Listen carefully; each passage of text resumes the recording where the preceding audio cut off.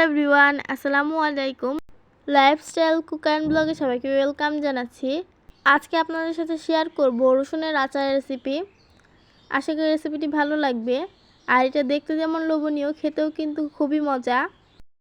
তার জন্য প্রথমে নিয়ে নিয়েছি রসুন। এইখানে প্রায় 7 থেকে 8টি রসুনকে খোসা ছাড়িয়ে নিয়েছি। তারপর নিয়ে নিয়েছি হাফ চামচ কালো জিরা, 3টা শুকনো মরিচ, 3 টুকরা দারুচিনি এবং 3টা এলাচ। তারপর নিয়ে নিয়েছি সরিষার তেল প্রায় 1 কাপের মতন। আর এইখানে সরিষার তেলটাই ব্যবহার করতে হবে। তারপর নিয়ে নিয়েছি তেঁতুল। তেঁতুলটাকে অল্প পানিতে ভিজিয়ে রেখে তেঁতুলের রস বা পিউরিটাকে বের করে নিয়েছি। আর এক্সট্রা যে বিচি ছিল ওগুলো ফেলে দিয়েছি। তারপর নিয়ে নিয়েছি 2 চা চামচ লাল মরিচের গুঁড়া, 1 চা চামচ হলুদের গুঁড়া, আর নিয়ে নিয়েছি স্বাদ অনুযায়ী চিনি আর লবণ। তারপর একটি কড়াইয়ের মধ্যে দিয়ে দিয়েছি তেল। তেলটার মধ্যে দিয়ে দিয়েছি শুকনা মরিচ, এলাচ আর দারুচিনি। এগুলো দেওয়ার পর এগুলোকে হালকা ভেজে নিব।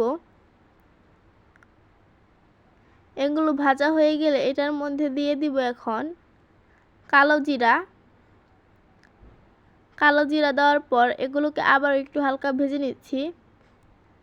তারপর এটার মধ্যে দিয়ে দিয়েছি রসুন।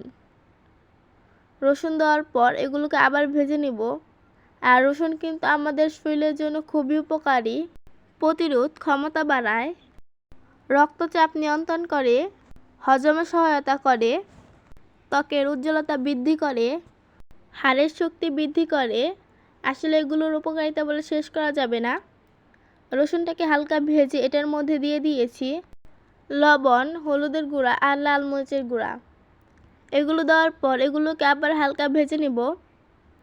তারপর দিয়ে দিয়েছি তেঁতুলের রস বা তেঁতুলের পিউরি। এটা দেওয়ার পর এটাকে আবারও খুব ভালো করে ভেজে নিব। তারপর এটার মধ্যে দিয়ে দিয়েছি স্বাদ অনুযায়ী চিনি। চিনি দেওয়ার পর এটাকে খুব ভালো করে মিশিয়ে নিচ্ছি। আর যারা এখনও ভিডিওটিতে লাইক দেননি একটি লাইক দিয়ে দিবেন। আর যারা চ্যানেলটি এখনও সাবস্ক্রাইব করেনি প্লিজ সাবস্ক্রাইব করে দিবেন। আর আচারটা কিন্তু প্রায় হয়ে গিয়েছে। আর 2 থেকে 3 মিনিট রান্না করলে আচারটা তৈরি হয়ে যাবে। তারপর একটি বাটির মধ্যে নামিয়ে নিয়েছি। আর যারা এখনও এইভাবে আচার ট্রাই করেননি একবার হলেও ট্রাই করতে পারেন, খুবই মজা হয়েছিল।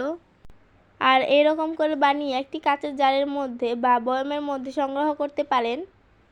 যারা এখনও এইভাবে খাননি একবার হলেও খেতে পারেন। আজকের মতো এই পর্যন্তই। আল্লাহ হাফেজ।